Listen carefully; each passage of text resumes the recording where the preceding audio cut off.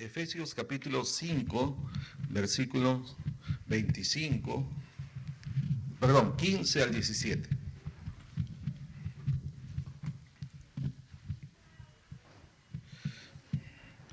Sí. ¿Todos lo tienen? ¿Alguno le falta? A ver.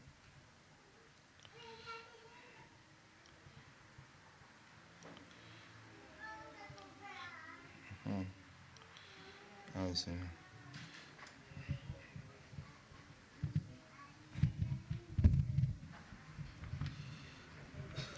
Estamos compartiendo la palabra de Dios con el tema 5 cosas que Dios quiere que yo haga, ¿correcto? Vamos a hablar hoy de la cuarta cosa que Dios quiere que yo haga. Es muy necesario para la iglesia de hoy. Voy a compartir algunos puntos que son de relevancia, de actualidad, que son pertinentes para la vida, la misión de la iglesia. A ver, leamos Efesios 5, ¿de qué versículos vamos a leer? El 15 al 17, ¿correcto? Ok, entonces ahí entramos. Dice la palabra del Señor: así que tengan cuidado de su manera de vivir. No vivan como necios, sino como sabios, aprovechando al máximo cada momento oportuno, porque los días son malos. Por tanto, no sean insensatos, sino entiendan, o como dice la Reina Valera, entendidos de cuál sea la voluntad del Señor. Amén. Una vez más, así que tengan cuidado de su manera de vivir, no vivan como necios, sino como sabios, aprovechando al máximo cada momento oportuno, porque los días son malos. Por tanto, no sean insensatos, sino entiendan cuál es la voluntad del Señor. El llamado de Dios es a conocer y a entender cuál sea la voluntad del Señor. Por eso que este tema se llama 5 cosas que Dios quiere que yo haga. Eso significa que son 5 cosas que están dentro de la voluntad de Dios. Muy bien. ¿Oramos? Sí, Efesios 5, 15 al 17. No que leí otra versión, por eso es que a algunos les parece diferente. Vamos a orar. Señor, te damos gracias. Ore conmigo, mi hermano. Te damos gracias por la palabra de hoy, Señor, que recibimos. Gracias porque tu palabra realmente es vida para aquellos que la hayan. Tu palabra, Señor, es la que nos instruye. Tu palabra es la que nos muestra el camino por donde debemos andar, Señor. Gracias, Señor, porque no nos has dejado huérfanos, ni nos has dejado, Señor, en la ignorancia, sino que nos has dado tu palabra, Señor, para que ella sea la que nos adoctrine, nos instruya, nos enseñe, Señor, y nos encamine en el propósito de tu voluntad. Y a través de tu palabra conocemos cuáles son las cosas que tú quieres que nosotros hagamos como tus hijos. Tu palabra dice en este mismo capítulo: sed imitadores de Dios como hijos amados. Y por eso, Señor, te rogamos ahora, abre nuestro entendimiento, abre nuestros ojos espirituales para comprender, porque tú nos mandas que debemos entender, Señor. Gracias te damos, pedimos tu bendición en el nombre de Jesús. Y la iglesia decimos: amén. Muy bien, 5 cosas que Dios quiere que yo haga. Ya hemos hablado de 3 de ellas en los domingos anteriores. ¿Cuál es el primero? Dios quiere, o Dios desea que yo viva como miembro de la familia de Dios, ¿no? Y hemos dicho que cada una de las cosas que Dios quiere que hagamos nos muestra también, nos demanda a nosotros un compromiso. Entonces, cuando la Biblia nos muestra de que Dios quiere que vivamos como miembros de la familia de Dios, es decir, como hijos de Dios, ¿no? Entonces, eso nos habla de un compromiso con la comunión. ¿Ya? Comunión. Además de la comunión con Dios, es la comunión con todos los santos y santas, ¿ya? ¿Ok? ¿Sí? O sea, un compromiso. O sea, yo estoy llamado y comprometido a mantener mi comunión con usted y usted conmigo. ¿Estamos, hermanos? Número 2, Dios desea que viva como un modelo de su carácter, ¿verdad? El carácter de Dios, que revela su naturaleza, ¿no? Su naturaleza de justicia, de santidad, etc. Entonces, esto nos muestra el compromiso con el discipulado. ¿Ya? Es decir, una persona que acepta a Cristo, alguien que nace de nuevo, alguien que congrega en la iglesia, debe ser una persona que inmediatamente se convierte en un discípulo. Y un discípulo es literalmente un aprendiz. ¿Qué es un discípulo? Un aprendiz. ¿Qué hace un aprendiz? Está difícil la pregunta, ¿no? Ya, está difícil. Ya, pero bueno, el aprendiz aprende, pues. ¿Y qué es lo que aprende? Lo que Dios quiere que aprendamos, ¿no? Todo lo que está aquí en su palabra. Entonces somos discipulados en el sentido que somos instruidos en conocer cuál es la voluntad de Dios. Ahora mismo estamos discipulando porque estamos compartiendo, estamos adoctrinando inclusive, ¿verdad? E instruyendo sobre cuál es la voluntad de Dios, qué es lo que exactamente, específicamente quiere Dios que hagamos, ¿ok? Entonces, el segundo compromiso es el compromiso con el discipulado. Cada uno de nosotros no hemos sido llamados a ser solamente hijos de Dios, ovejitas y miembros de la familia de Dios, sino también a ser discípulos. Y el discípulo, ¿se acuerdan? 3 marcas del discípulo, ¿se acuerdan que el discípulo aprende de su maestro, ¿verdad? El discípulo imita a su maestro y el discípulo sigue a su maestro. Muy bien. Esas son las 3 marcas del discípulo que ya se conocían desde los tiempos de Jesús. El Señor Jesús no fue el único que tuvo discípulos, habían otros, ¿verdad? Entonces, ¿y cómo se conoció un discípulo? Por esas 3 marcas. El discípulo aprende de su maestro, pero solo de su maestro, no de varios maestros, de su maestro. El discípulo imita a su maestro, por eso el maestro debe convertirse en un modelo también, ¿verdad? Y el discípulo sigue a su maestro, por donde va. ¿Ok? Entonces luego hablamos acerca de que la tercera cosa que Dios quiere es que Dios desea que sea un siervo de su gracia. Diga siervo. Si es mujercita tiene que decir sierva. Ya, siervo con S o con C. ¿No? O con X, ya, peor con Z. No, ya, con S. ¿Y qué hace un siervo? Sirve, así de sencillo, ¿no?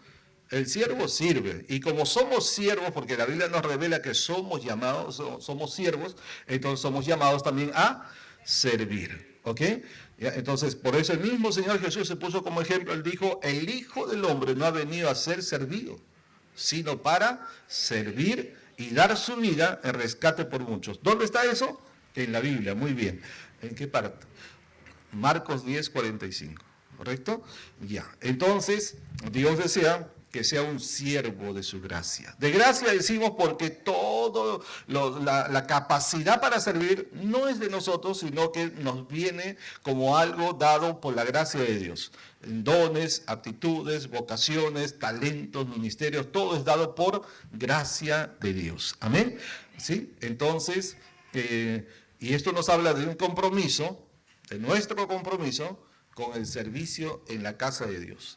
Y más ampliamente, no solo en la casa de Dios, que es la iglesia local, sino más ampliamente en el reino de Dios. Por eso es que algunos pueden servir dentro de la iglesia local y otros fuera de la iglesia local, como es el caso de nuestras hermanas que ahora están sirviendo fuera de la iglesia en este momento, ¿verdad? Y algunos son llamados únicamente para servir dentro de la iglesia, otros para servir fuera de la iglesia y otros en ambos ámbitos. Y eso no es un problema, eso depende del Señor, porque uno no escoge. La Biblia dice, no depende del que corre ni del que quiere, sino de Dios, quien tiene misericordia. Amén. Entonces no es que yo quiero servir acá, yo quiero servir afuera, yo quiero ir a las misiones, yo quiero, yo solamente en el templo nomás. No, eso uno no escoge. Es Dios el que reparte por medio de su Espíritu Santo los dones como Él quiere, dice la Biblia.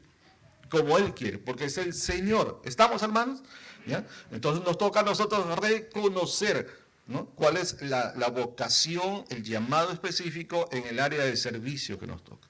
Algunos son llamados con un don de enseñanza, otros son llamados con un don de evangelizar, otros son llamados con un don o son dados con un don de dar, ¿no?, otros de presidir, otros de servir, etcétera, ¿verdad? Entonces hay diversidad de dones, diversidad de ministerios y es nuestro deber reconocer, descubrir, inquirir delante de Dios, Señor, cuál es el don, cuál es el talento, cuál es el ministerio que tú me has dado. Porque entonces cuando sabemos eso, entonces es que podemos dedicar nuestra vida con propósito. Entonces la vida cobra sentido. Quiere decir, entonces para esto yo nací. Para esto es que Dios me creó. Para esto es que estoy en este mundo. ¿verdad? Y eso es la gran pregunta que todo el mundo quiere saber, ¿no? ¿Qué hago aquí en este mundo? ¿Para qué estoy? ¿A dónde voy? ¿De dónde vengo? ¿Ve? Entonces, y eso lo encontramos por medio del Señor y de su Espíritu, a través de la revelación de su palabra. Entonces vamos al tema de hoy, el número 4, la cuarta cosa que Dios quiere que yo haga.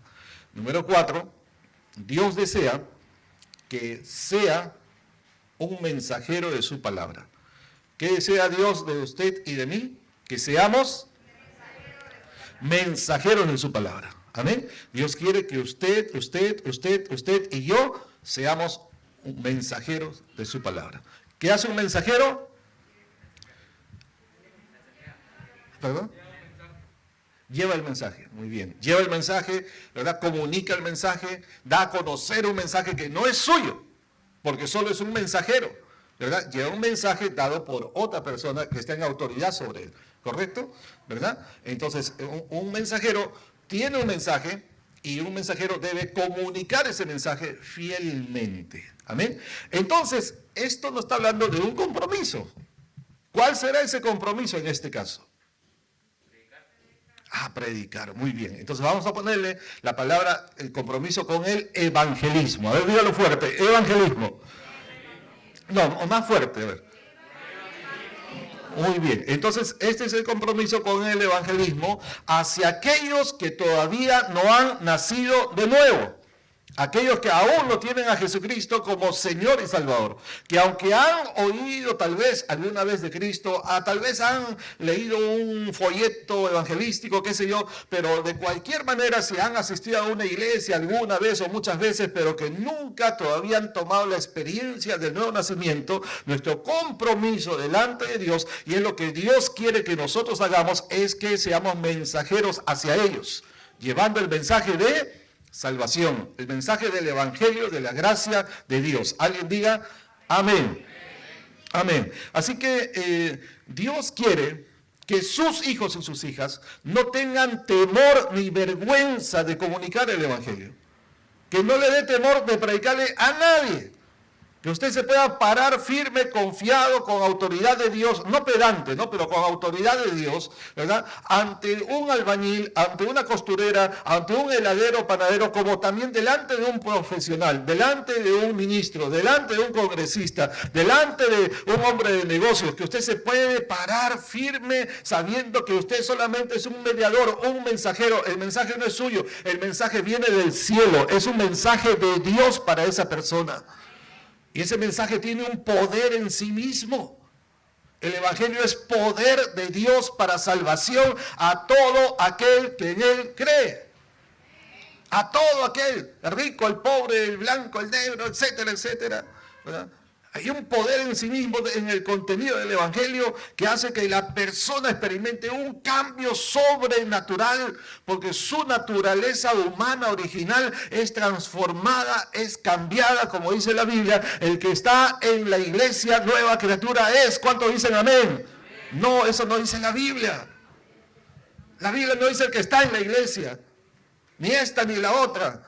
Lo que la Biblia dice, el que está en Cristo. Los agarré fríos porque están en invierno. El que está en Cristo, nueva creación, nueva criatura es. Y las cosas viejas, otra vez cuidado con las viejas, las cosas viejas pasaron y todas son hechas nuevas. ¿Ven? Ahora entonces, no debemos tener vergüenza. Si usted tiene capacidad de buscar rapidito, Romanos 1:16 en su Biblia, se lo voy a leer en otra versión diferente, pero búsquela usted en la Reina Valera. Y la Nueva Traducción Viviente dice así, Romanos 1:16, pues no siento vergüenza de la buena noticia acerca de Cristo, porque es el poder que Dios usa para salvar a todos los que creen en Él. Se anunció primero a los judíos, pero ahora también se anuncia a los que no son judíos. La Reina Valera dice, porque no me avergüenzo del evangelio, porque es poder de Dios. Dígalo fuerte, poder de Dios. ¿Qué es el evangelio? Y el testimonio de que es veraz, es real, es usted mismo. Nosotros que estábamos muertos en delitos y pecados, nosotros que vivíamos en la inmundicia, porque ese es el pecado, hemos sido limpiados, hemos sido regenerados, hemos sido justificados, hemos sido convertidos, cambiados en una nueva naturaleza. Se nos ha dado una vestidura de santidad, de justificación, de la justicia misma de Dios. Gracias al Dios del cielo, gracias al Señor, somos nuevas criaturas. No podemos negar lo que fuimos antes, no podemos decir, no, yo no fui tal cosa. Sí fuimos pecadores, fuimos desgraciados porque fuera de la gracia de Dios. Pero en Cristo, hermanos, en Cristo hemos sido perdonados, hemos sido justificados, hemos sido limpiados, hemos sido regenerados. O sea, hemos sido creados nuevamente. Gloria a Dios. Se nos ha dado un corazón nuevo, un espíritu nuevo. Por eso que experimentamos una nueva vida, gracias al Señor. Y eso lo necesitan las otras personas, aquellos que no tienen al Señor. Claro, quizás alguno está pensando, pero ¿cómo es esa nueva vida? Yo todavía tengo algunas cositas. Bueno, es un proceso también. En su espíritu fue cambiado totalmente, completamente, sin lugar a dudas, totalmente. El espíritu que estaba muerto por sus delitos y pecados, por eso era necesario darle un nuevo espíritu, porque lo que está muerto, muerto está, no hay vida en él. Entonces, ¿qué dice la Biblia? Les daré un corazón nuevo y un espíritu nuevo. Y eso ha sucedido. Por eso es que somos una nueva creación. Porque si fuera el mismo espíritu, entonces estaría como reencauchado, ¿no? Como medio parchado. Porque ese espíritu ya estaba contaminado por el pecado. Por eso la Biblia habla de un nuevo espíritu, les doy.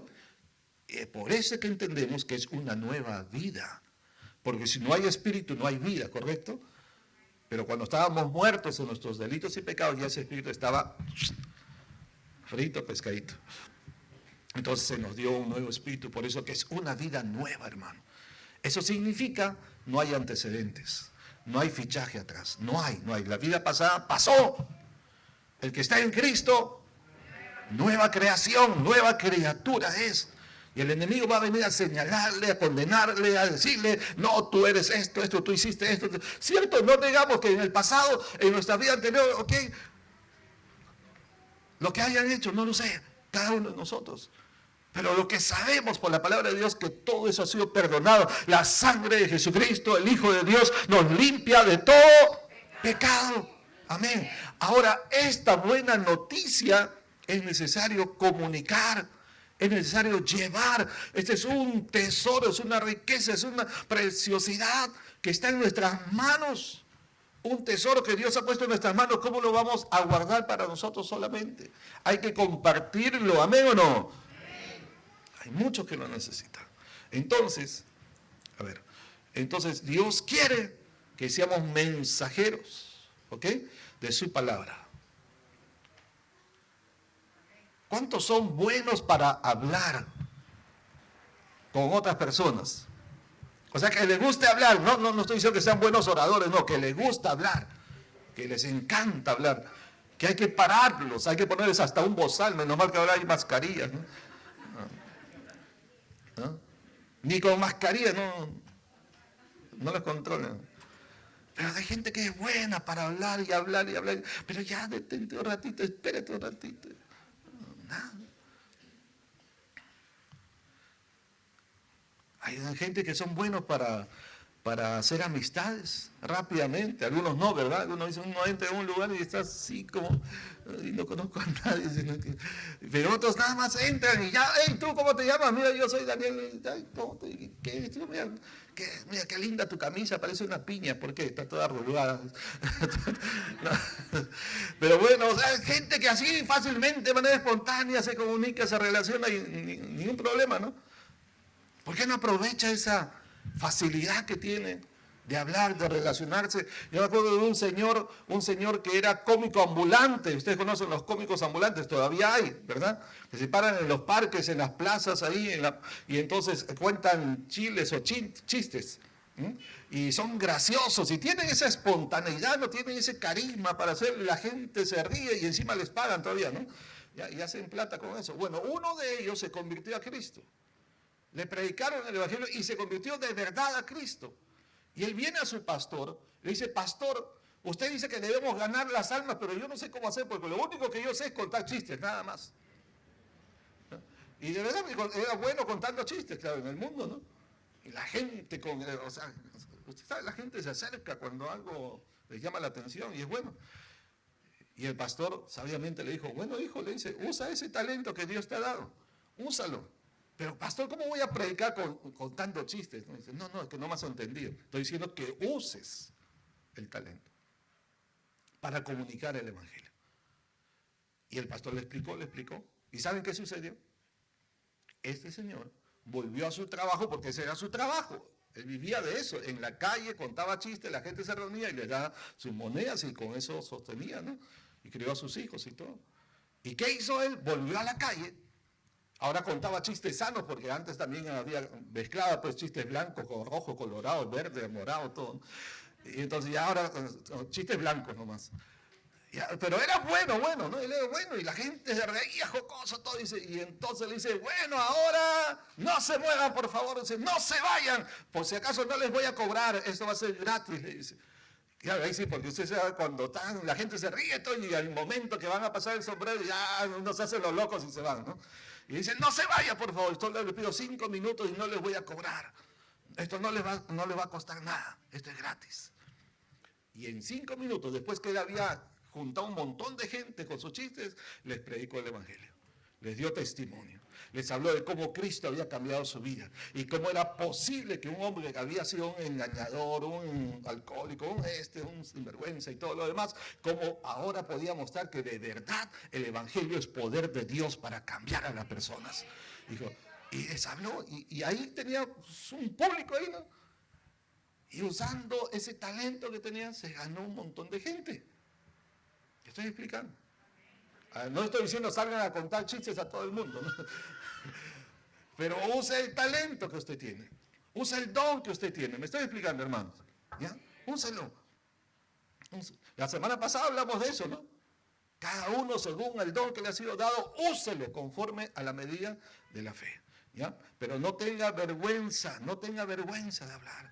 Algunos son buenos para hablar de la vida de otras personas. ¿Sí o no? Nadie que decía amén. Yo no estoy hablando de usted, estoy diciendo que algunas. Díganme si es verdad o no es verdad. Hay gente que son buenos para hablar de otros, ¿sí o no? ¿Por qué no usa ese, no sé si llamarlo talento, un talento negativo, no sé, pero ¿por qué no usa esa habilidad que es bueno para hablar de la vida de otros? Hable de la vida de otra persona que se llama Jesucristo. Hable de la vida de Jesús a otras personas. Y usted que es tan bueno para hablar de la vida de otros, entonces empápese de la vida de Jesucristo y cuéntele a los demás de la vida de Jesús. Para que ellos conozcan al Señor, el Señor es Rey de Reyes, el Salvador de la humanidad. Amén. Pero hay que compartir. Amén. Ahora, el propósito de nuestro Señor Jesucristo, al salvarnos, uno de sus propósitos, es que nos convirtamos en ganadores de almas. Ahora diga, ganadores de almas. Usted sabe que si usted se convierte en un ganador de almas, la Biblia dice textualmente que usted se convierte en una persona sabia. ¿Sabía eso? Sí, la Biblia lo dice. Está en Proverbios, búsquelo. Aquí le digo, Proverbios 11:30. Proverbios 11:30. A ver, alguien que lo busque rapidito y léalo en voz alta, que se oiga hasta donde está la señal. Proverbios 11:30.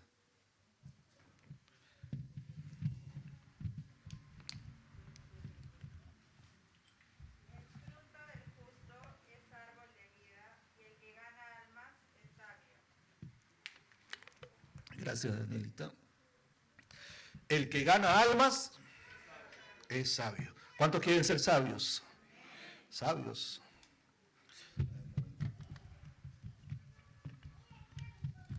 Ya, el que gana almas es sabio. Y el Señor Jesús, ¿se acuerdan cuando estaban con Pedro y hubo la pesca milagrosa? Y luego el Señor le dice, Mateo 4:19, y les dijo, no solo a Pedro, sino a los discípulos que estaban ahí, les dijo, venid en pos de mí y os haré pescadores de hombres. ¿No? O sea, ganadores de almas, de hombres, de personas. ¿Ve? Entonces es la voluntad del Señor. Porque Él mismo lo dice, vengan a mí y yo los haré que sean ganadores o pescadores de hombres. Bien. Entonces, ¿es o no es la voluntad de Dios? Es la voluntad de Dios. Entonces, usted y yo, si queremos cumplir la voluntad de Dios, aquí se nos está revelando que hemos sido llamados, ¿verdad? Y el Señor nos va a capacitar para que cada uno de nosotros seamos ganadores de almas. Cada uno. Todas las iglesias quieren que la congregación crezca. Todas las iglesias. No creo que haya una que diga nosotros no queremos crecer. ¿No? Todos queremos crecer. Pero estaba leyendo una investigación y se hizo una investigación en varias iglesias donde se lanzó una pregunta en esa investigación, ¿verdad? A los pastores, a los líderes y a los miembros de las diferentes iglesias cristianas para preguntar cuál era el método o la forma en que la iglesia había experimentado crecimiento. Y más del 50, como el 60%, o sea, más de la mitad, respondieron que la manera en que más en cada iglesia local había aumentado la membresía fue a través de los propios hermanos que comunicaban el mensaje del Evangelio, invitando a otras personas, animando a otras personas, ¿verdad? Presentando el Evangelio de Cristo a otras personas. O sea, al final, ¿cómo crece la iglesia? Predicando el Evangelio. ¿Estamos? Entonces eso confirma lo que estamos hablando aquí, pues precisamente. Dios quiere que cada uno de nosotros seamos ganadores de almas. ¿Estamos? Ya, muy bien. A ver, usted sabe que predicar a otros de Cristo es un privilegio que solamente nosotros podemos tener. Que los ángeles quisieran hacerlo, la Biblia lo menciona, y no pueden. A ellos no se les ha concedido. Los ángeles lo único que pueden hacer es regocijarse cuando un alma se convierte, se arrepiente, ¿no? Porque dice la Biblia, hay fiesta en los cielos, ahí están los ángeles, cuando un pecador se arrepiente. Pero eso es solo lo único, hacer fiesta, regocijarse, ¿no? Ellos no pueden predicar. No pueden. ¿Usted ha encontrado algún ángel predicando por ahí? ¿No? Ellos tienen otro trabajo, otra misión. Porque a nosotros se nos ha encargado esa misión. Id y predicad el Evangelio a toda criatura. Y dice criatura porque la gente todavía no es hijo de Dios, son creación de Dios. Se convierten en hijos de Dios cuando creen y aceptan a Jesucristo como Señor y Salvador. ¿Sí? ¿Estamos? Entonces, a ver. Ahora el asunto es, yo escribí esto de que el gran desafío que hoy tenemos, y póngame cuidado, póngame atención en esta parte, el gran desafío que tenemos hoy es cómo cumplir con ese mandato de ir y predicar el Evangelio a toda criatura hoy. Es decir, en el mundo en que vivimos actualmente, que no es el mismo que era 20, 30, 40, 50, 100 años atrás, ni mucho menos hace casi 2000 años cuando comenzó la iglesia el día de Pentecostés. El mundo de hoy es distinto. Inclusive el mundo post pandemia es también distinto, ¿sí o no, hermanos? Estamos hablando apenas 2 añitos atrás, nada más, ¿no? El COVID-19 que oficialmente pues comenzó en el 16 de marzo, ¿no? En la mayoría de países ya la pandemia, ¿no? Como pandemia. El 2020, 16 de marzo del 2020, estamos en 2022, pero tiene un poco más de 2 años. Y todos nos damos cuenta que el mundo ha cambiado, es otro, no es el mismo. ¿Cuándo nos imaginábamos? Miren, yo estoy acá sin mascarilla, pero todos acá están con su mascarilla. ¿Cuándo nos imaginábamos andar así? ¿Y por qué todavía seguimos usando? Y se veía eso como allá los chinitos, ¿no? Allá, por allá en el otro lado del mundo. ¿Quién iba a pensar que todo el mundo, el planeta entero, iba a estar enmascarado? ¿Está bien enmascarado? Enmascarillado. ¿Ah? Pero no es solamente eso, hay muchas cosas que han cambiado. Yo quiero señalarle algunas cosas aquí. Porque cuando el Señor dice, id y predicad el Evangelio a toda criatura, ¿dónde están esas criaturas? ¿Aquí qué? En este mundo, en el planeta Tierra, ya, muy bien, en este mundo. Y a ese mundo es donde el Señor nos envía. Y usted se acuerda, por ejemplo, que en Mateo 10, ¿verdad? Cuando el Señor envía a sus discípulos de dos en dos, ¿sí? Y Él dice, os envío como ovejas en medio de lobos. Os envío como ovejas en medio de lobos. ¿A dónde los envió? A la gente, pues, ¿no? A la gente, en diferentes lugares, dijo. Y los estoy mandando, dice, como ovejas que son. ¿Y con quiénes se van a encontrar? O sea, en eso sí no ha cambiado. Ahora hay más lobos, ¿no? Y lobazos. Y lobeznos. Sí, pues. Mateo 10, 16. Por tanto, sean prudentes, dice, ¿no? Prudentes como serpientes y sencillos como palomas. Wow. Normalmente se dice que los lobos se meten en medio de las ovejas, ¿sí o no? ¿Cierto? Los lobos van en medio de las ovejas para apresarlas, hacer rapiña. Pero aquí más bien el Señor dice, no, aquí le voltea el pastor y dice, no se vean ustedes así, que los lobos vengan, sino ahora ustedes vayan allá, donde están los lobos. O sea, significa que el Hijo de Dios, el discípulo de Cristo, ¿verdad? El evangelizador, tiene que salir de su rebaño, que es la congregación, la iglesia local, y enfrentar, o acercarse más bien al mundo, donde está la gente. Porque la gente en su gran mayoría no quieren venir al templo, o porque no conocen, o porque no quieren, porque les da miedo, por lo que sea. Entonces el Señor dice, yo los envío a ustedes. Como ovejas, vayan donde están los lobos, en medio de los lobos. O sea, no es un lugar así como que suave, tranquilo, bonito, como el pastor que vino la semana pasada, pura vida, ¿no? No. El mundo no es pura vida, ¿no? El mundo al que nos enfrentamos, ¿no? Es un mundo que está lleno de corrupción, de inmoralidad, de maldad, de injusticia, de violencia y... Por eso dice el Señor, sean prudentes como la serpiente. En el mundo antiguo la serpiente simbolizaba sabiduría. Por eso que, por ejemplo, aparece incluso, o también que tenía elementos para traer salud. Por eso se acuerdan que había una representación, hasta el día de hoy en las escuelas de medicina se ponía la serpiente, ¿no? En las escuelas de medicina como símbolo de salud. Se consideraba sabiduría en el sentido de la prudencia. Eso les dice, sean prudentes como la serpiente. No está diciendo que sean serpientes, ¿no? No, sean prudentes y sencillos como paloma. Sencillos. La paloma es el ave, el animalito más tierno, más, ¿cómo se diría? Más pacífico, ¿sí? Manso, ¿sí? ¿Eh? Entonces, es decir, vamos a enfrentarnos ante los lobos, pero con prudencia y mansedumbre. ¿Estamos? Ya, ok. Ahora, pero ¿cómo es este mundo?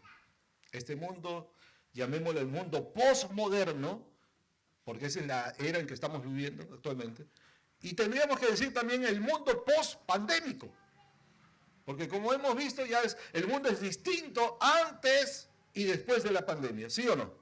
Dígame, ¿sí o no? Así es. Entonces, pero ¿cómo es este mundo al que el Señor nos envía? Ese mundo postmoderno y un mundo post-pandémico, ¿cómo es? Hay un libro escrito en inglés, tomé el tiempo de leerlo un poquito y de traducir una partecita y quiero compartirles. Este escritor se llama James Everett White y él escribe un capítulo dentro de su libro El desafío del postmodernismo. Bueno, escribe varios capítulos, pero es decir, lo que me llama la atención, este capítulo que se llama Evangelismo en un mundo postmoderno. Es decir, cómo evangelizar, cómo predicar el evangelio, cómo compartir, cómo ganar almas en este mundo postmoderno. Y él establece 7 pautas a seguir para desarrollar una estrategia efectiva de evangelización en este mundo que estamos viviendo actualmente. 7 pautas. Pero como ya los veo medio cansaditos, se los digo el próximo domingo. O en la próxima pandemia. Perdón. ¿Ahora o después? Hay un pastor por ahí que dice, ¿sigo o paro? Dice, ¿no? Es chistoso. Bueno, entonces, continuamos, ¿sí? Ok. Son 7, ¿van a aguantar? Sí. Ajá. Y los que están ahí también. Ya. Ok, entonces les comparto. 7 pautas para desarrollar una estrategia de evangelización efectiva en un mundo postmoderno. Número 1, dice, y estoy tomando prestado, ¿no? Estoy tomando de lo que escribió él, pero yo lo voy a ampliar y explicar un poquito. ¿Ya? Y él dice, nuestro acercamiento, método y estilo debería ser culturalmente relevante. Para los que están escribiendo, lo voy a decir otra vez despacio. Nuestro acercamiento, método y estilo debería ser culturalmente relevante. Una vez más, nuestro acercamiento, método y estilo debería ser culturalmente relevante.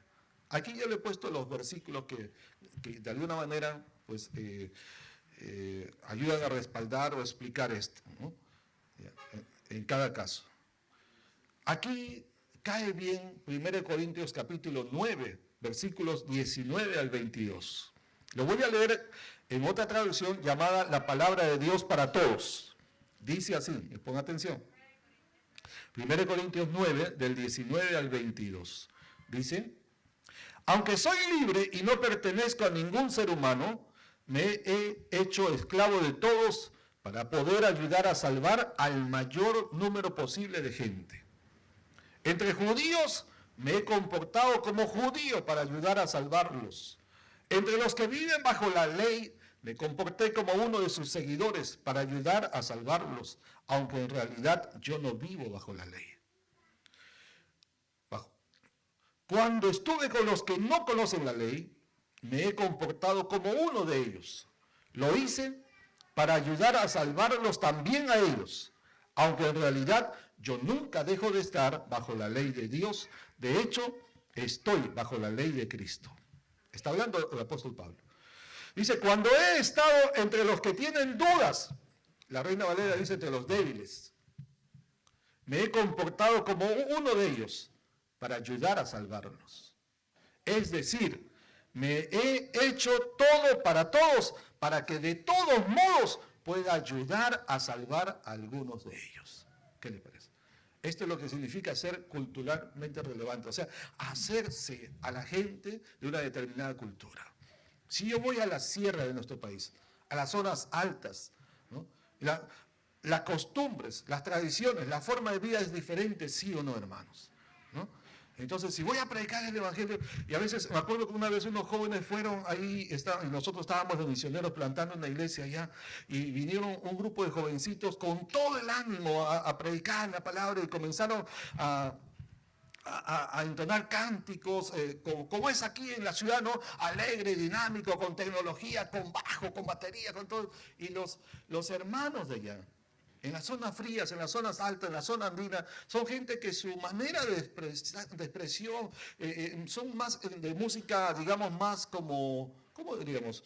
Como melancólicas, ¿verdad? Tipo yarabís y guainitos y cosas así, ¿verdad? Y los cánticos son como más pausados en ciertos lugares, no en todos, ¿no? Y entonces, usted es tan triste, esto parece un cementerio, hermano, vívese, Cristo es vida, es fuego, levántese, hermano. Y querían que todos, ¿no? Los ancianitos y dancen, entonces, eso es lo que significa. En ese caso era culturalmente irrelevante. Al revés, me estoy explicando. Hay un dicho popular, dice, a la tierra que fueres, haz lo que vieres. ¿Qué quiere decir, en el buen sentido de la palabra? O sea, hazte como uno de ellos. Porque si yo voy con mi cultura urbana, moderna, posmoderna, etc., Entonces voy a querer que ellos sean como yo soy, ahí hay un problema. Y Pablo está diciendo, al judío me dice judío, al griego me dice griego, a los débiles me dice, aunque no sea débil, me dice como uno de ellos, con tal de ganar entre cada uno de esos espacios, cada una de esas culturas, ganarme a alguno de ellos. Me estoy explicando. Entonces tenemos que hacernos a la gente, no aprender costumbres ni cosas extrañas a la palabra de Dios. No, ese es otro asunto. ¿No? Nada de tomar pecados, no, ni estructura, sino es hacernos a ellos, a su forma de ser, a su forma de vivir, ¿no? Sin comprometer ni traicionar nuestros principios bíblicos. ¿Estamos, hermano? ¿Ah? Entonces tenemos que ser.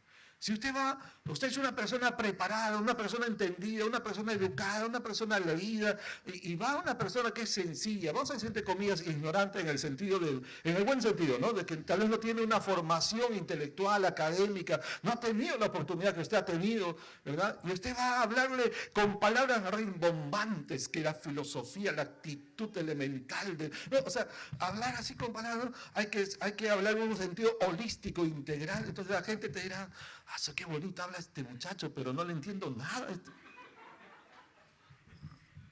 Entonces me estoy explicando. Entonces, a la gente hay que hablarle en su lenguaje, en su forma en que ellos puedan comprenderlo. Hasta la forma de vestir, hermano. Me acuerdo cuando estábamos de misión en el norte, plantando otra iglesia allá, y entonces, ustedes conocen, lo voy a decir acá públicamente, aunque se molesten algunos, ¿no? Porque solo es un ejemplo, no estamos atacando, pero solo es un ejemplo. Había testigos de Jehová en ese lugar, donde estábamos nosotros plantando una iglesia también, jovencitos, chiquillos. Y había bastantes muchachos. Al frente de donde estábamos nosotros, había lo que se podía llamar un parque que no era parque, era un lugar destinado a parque, pero era un arenal, un terral, nada más. Y ahí había una cancha que no era cancha, de fútbol, fulbito. Porque como digo, eso era puro arena nada más. En el norte, donde hace casi 40 grados de calor. Y en arena, eso que quema, ¿no? Y entonces nos dimos cuenta, oye, acá hay un montón de muchachos y todos les gustaba pues el futbolito, ¿a quién no le gusta, no? El fútbol. Y vimos, wow, entonces, y nosotros éramos 3 muchachos también. Ok, hagámonos como ellos. Nos sacamos el pantalón, la camisa, nos pusimos un polo decimos acá, ¿no? Remera, dice en Argentina. Ya, entonces, y nos pusimos chores y nos fuimos allá. Éramos 3 varones, jovencitos. Queremos jugar, nos dejan jugar, ya, jueguen. ¿De dónde viene? De tal sitio, ya, pues jueguen. Y después cuando terminó el juego, nosotros justo, el local donde estábamos haciendo la obra del Señor, estaba justo frente a ese parque, vamos a llamar. Proyecto de parque. ¿Perdón? Porque no es que ni había losa tampoco, era un arenal. Un proyecto de losa.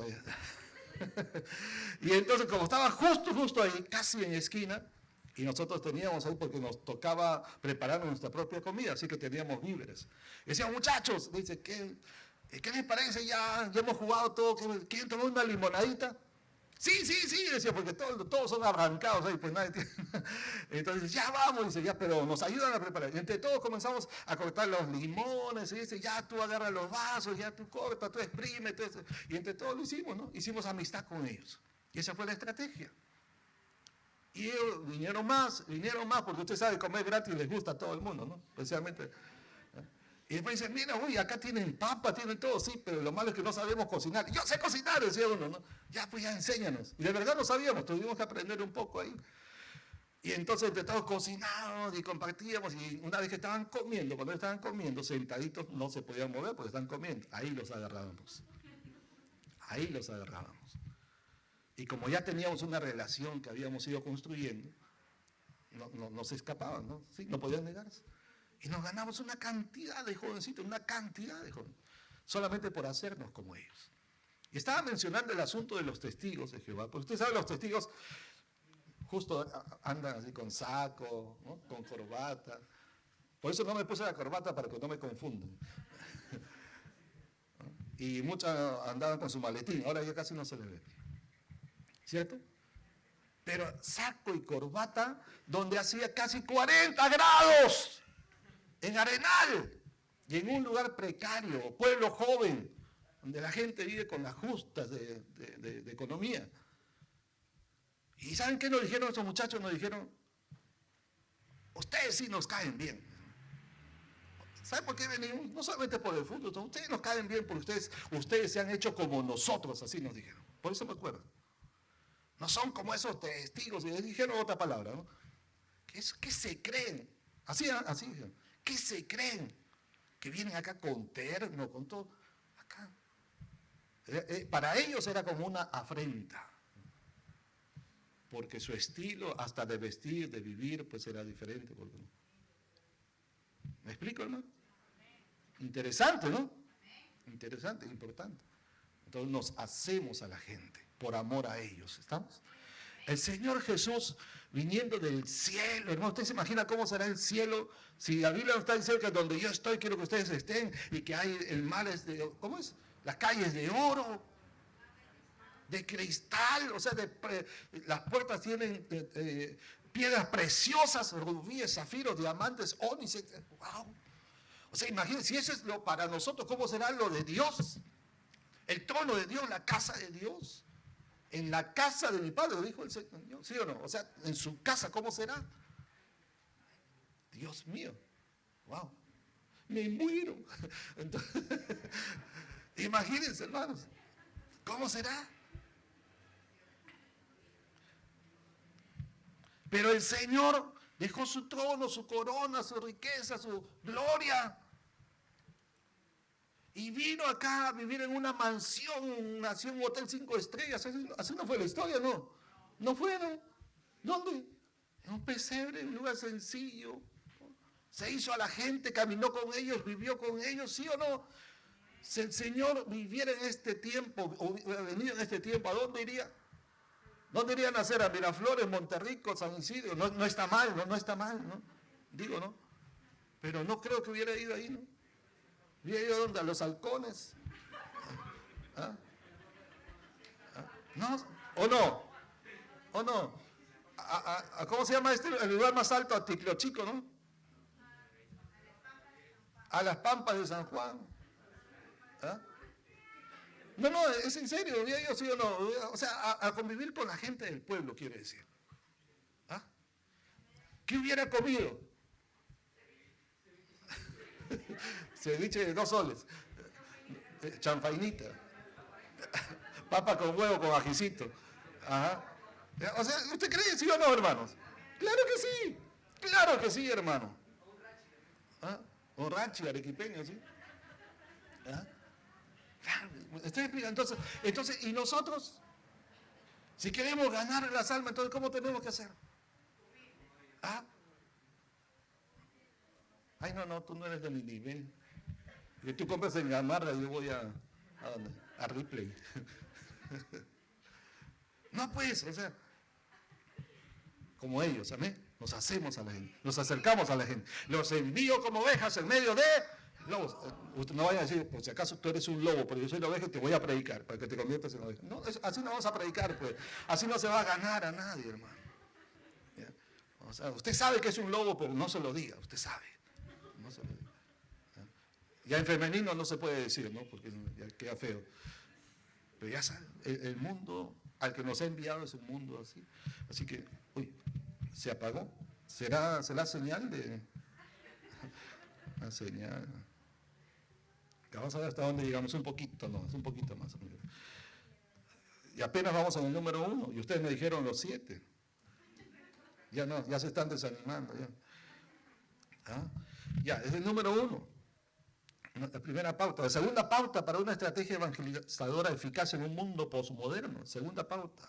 Las relaciones deben ser construidas con los inconversos. Ese es lo segundo que dice este autor, James Earl White. Dice, ¿no? Las relaciones deben ser construidas con los inconversos. ¿Quiénes son los inconversos? Los que no son conversos. O sea, que no se han convertido a Cristo todavía. ¿Estamos? Dice que hay que construir relaciones con ellos.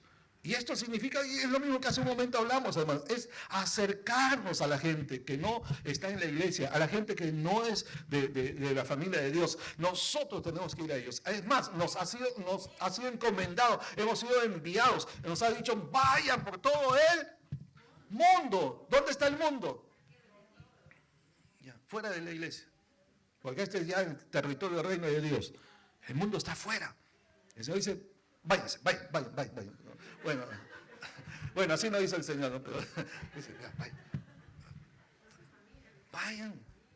Entonces, el problema del cristiano es que piensa que para ser buen cristiano tiene que hacerse como un monje, ¿no? Un monje que se va a su monasterio, ¿no? Ahí apartado, solito, ahí en la punta del cerrito, ¿no? Para no contaminarse con el mundo, no convivir con el mundo, porque el que se hace amigo del mundo es enemigo de Dios, ¿no? Tienen sus textos, ¿no? No, el Señor nos ha mandado al mundo, no a hacernos amigos del mundo, pero nos ha enviado a este mundo y no debemos aislarnos de la gente del mundo. Porque si a ellos somos enviados, a ellos debemos acercarnos. ¿Estamos? Relacionarnos, sin aprender sus mañas y malas costumbres ni pecados, sin aprender sus malos hábitos. ¿Estamos? Pero tenemos que acercarnos, con sabiduría, con prudencia, con sencillez. ¿Estamos? ¿Ya? Entonces, ya, uno más para terminar por hoy.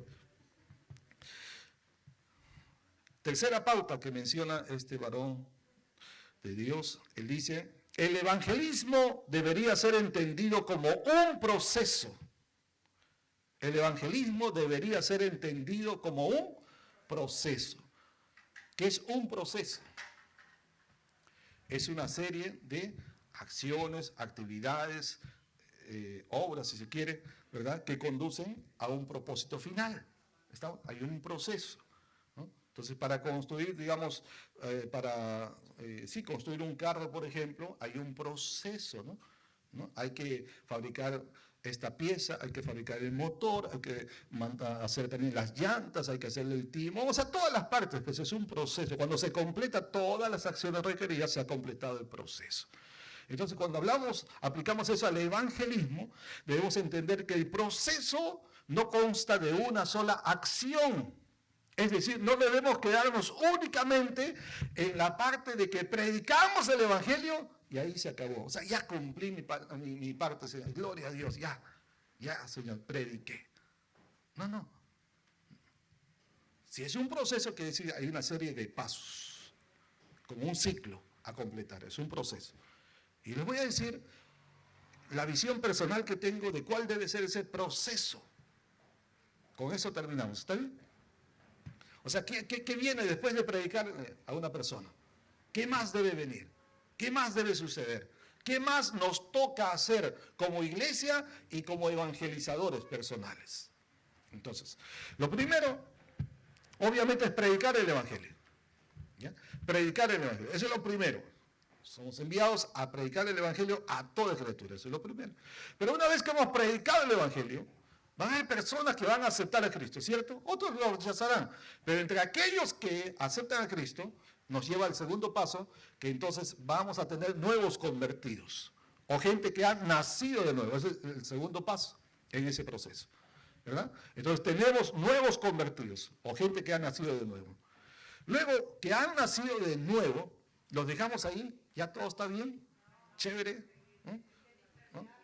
Porque cuando nace un bebé, la mamá dice, hijito, hijita, 9 meses te he tenido en mi pancita, ¿no? Te he soportado con amor, con paciencia, pero ya naciste. Ahora sí, te toca a ti vivir la vida, ¿no? Toma tu biberón, toma tu pañal, arréglatelas, ¿no? ¿Así es? Pregunto, mamás, ¿así es? Ahorita me crucifican las mamás. No es así. O sea, hay una responsabilidad con el nuevo nacido, ¿sí o no? Porque no se puede valer por sí mismo. Entonces, eso nos lleva a que tenemos que criarlo, ya. Vamos a llamarle discipulado. Hay que discipularlo. ¿Ok? ¿Ya? Entonces, ¿qué significa? Enseñarle pues a caminar, ¿verdad? Enseñarle los pasos de esta nueva vida en Cristo, ¿no? Que eso...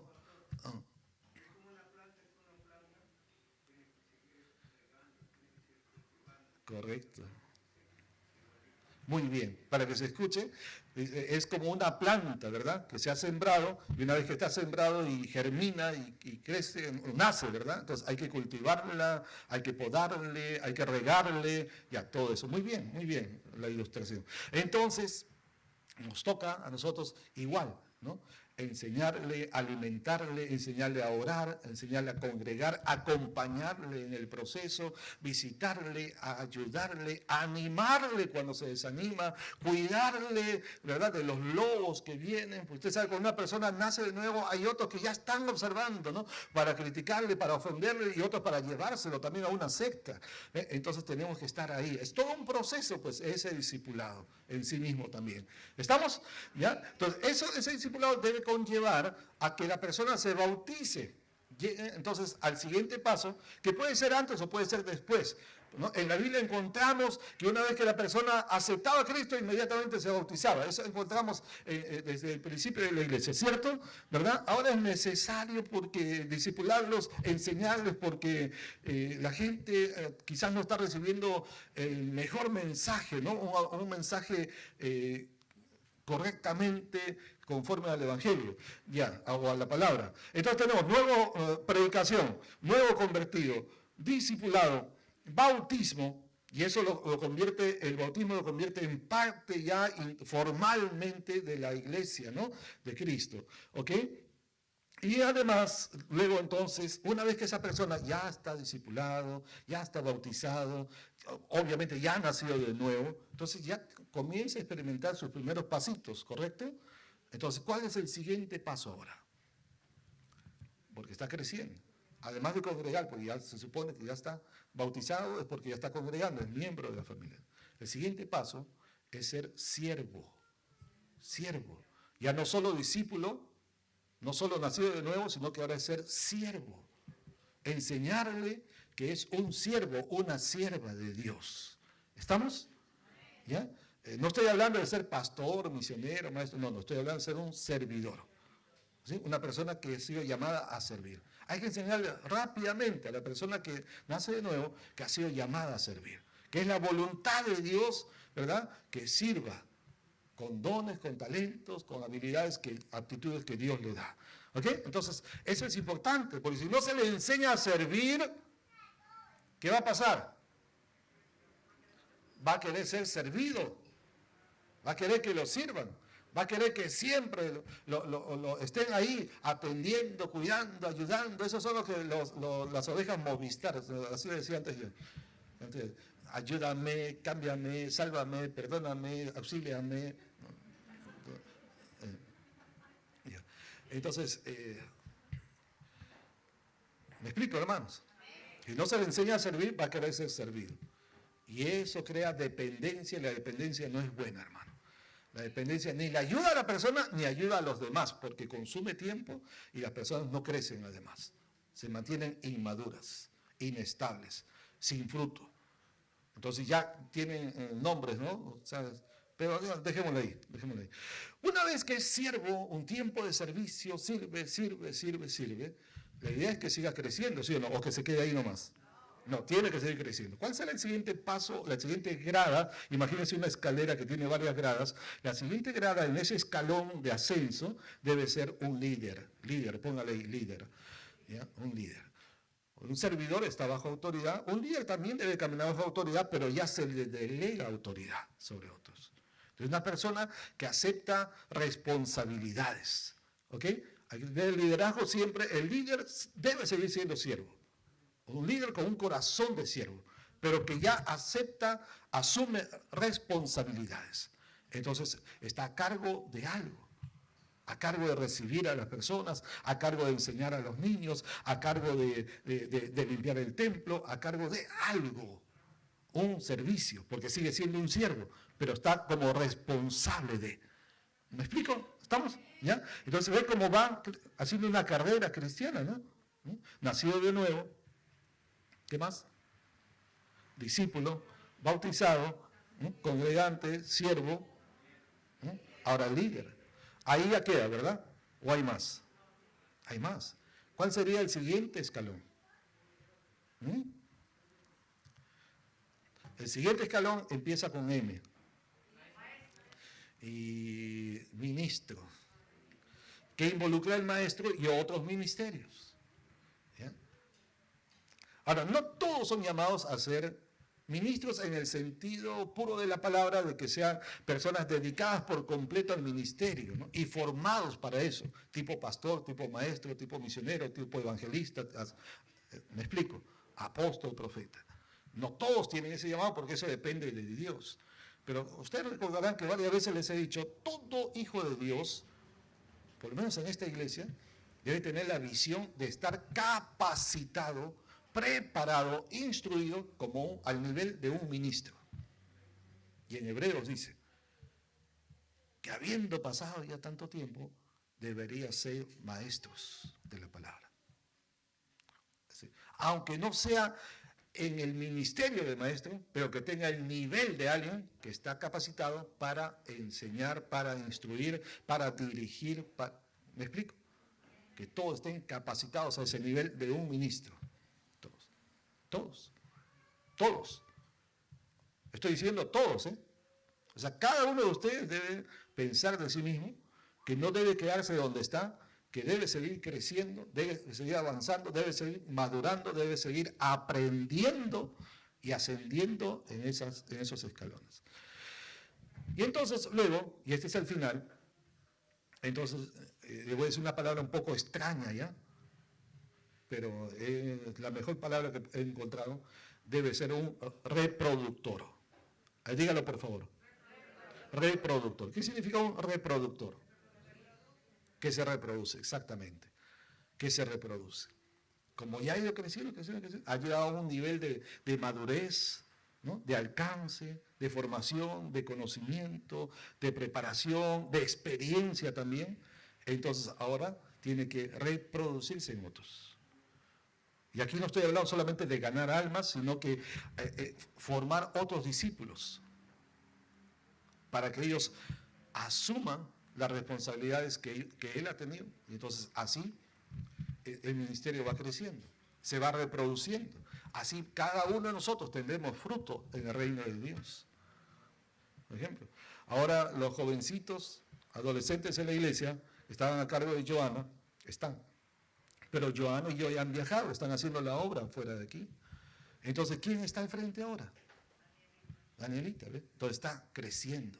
¿Ves? Entonces, Joana también a la vez tiene la oportunidad de seguir desarrollando el ministerio en otro lado, ¿no? Ahora Daniela está asumiendo, en su momento ella crecerá, se afirmará, liderará, ¿no? Llegará a un nivel de ministro, se está capacitando también, entonces luego ella tiene que reproducirse en otros, así Dios la comisionará para otras actividades, otras labores, y otros asumirán. Entonces la iglesia va experimentando un recambio generacional, nuevos semilleros, nuevos frutos, nueva generación. ¿Me estoy explicando, hermano? Entonces cada uno, ¿no? Los que están en la escuela dominical tienen que preparar a nuevas generaciones, a otros maestros, otras maestras, para que así ustedes también pueden dedicarse a otras actividades más y el reino de Dios se sigue extendiendo. La mies es mucha. Los obreros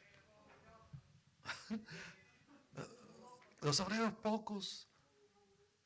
Pero usted sabe que aún los pocos pueden hacer más que los muchos. ¿Sabía eso? Porque no son ni los pocos ni los muchos, es los que están dispuestos en las manos de Dios. Y en la Biblia encontramos que Dios ha hecho grandes victorias, grandes maravillas, grandes hazañas con pocas personas. De un puñado de 12 hombres, el mundo entero fue impactado como fruto de su ministerio, en los frutos que vinieron después. En una guerra que hubo en el Antiguo Testamento, entre el pueblo de Dios y un ejército enorme, numeroso, el Señor le dijo que se vayan todos los que están recién casados. Y los que tienen miedo de entrar a la guerra. Al final, ¿cuántos quedaron? ¿Quién se acuerda? ¿Cuántos quedaron? Así, como la película, ¿no? 300. Y con 300, Dios trajo una victoria enorme para Israel contra miles de soldados enemigos. Porque la victoria no está en la mano del hombre, en la capacidad, ¿no? Está en Dios, pero usando a los hombres dispuestos, mujeres dispuestas para hacerlo. Amén. Entonces, para terminar por hoy, Dios nos llama, ¿no? Dios quiere que seamos mensajeros de su palabra. Amén. Usted y yo hemos sido llamados para evangelizar, ganar almas para Cristo. Ese es nuestro compromiso con el evangelismo. Usted y yo, hermanos, no deje de hablar de Cristo a la gente. En su trabajo, en su negocio, en sus actividades diarias, así vamos hablando del Señor. Alguien diga amén. Amén. Gloria a Dios. Muy bien. Si gusta estar de pie un momento, oremos, hermanos. Agradezcamos al Señor por su palabra de hoy. Amén. Aleluya. Señor, te damos gracias porque tu palabra realmente es buena, es viva y eficaz. Y gracias, Señor, porque nos despiertas en nosotros, Padre Santo, la necesidad, la urgencia, el estar atentos, apercibidos de que tú quieres usar nuestras vidas, Señor, para que así como alguien nos predicó a nosotros, alguien nos habló de Cristo, alguien oró por nosotros, también hoy, Señor, quieres usar mi vida y la vida de cada uno de tus hijos e hijas para comunicar tu mensaje de salvación, sabiendo que el Evangelio es poder de Dios para salvación a todo aquel que en él cree. Usa mi vida, dígale al Señor, Señor, me dispongo, me comprometo, Señor, a hablar de Cristo a otras personas. Usa mi vida, aun con las limitaciones que tengo, Señor, pero úsame para hablar de Cristo, úsame para comunicar el Evangelio. Señor, ayúdame a no ser avergonzado ni temeroso, Señor, que no me avergüenzo del Evangelio porque es poder de Dios. Ayúdame a hablar con valor, con denuedo cuando tenga que hacerlo. Úsame, Señor, para sembrar la preciosa semilla, mientras tu Espíritu Santo va haciendo el trabajo de convencer, de redarguir, de justicia, de pecado y de juicio a todo aquel que oye, Señor, este mensaje del Evangelio de salvación.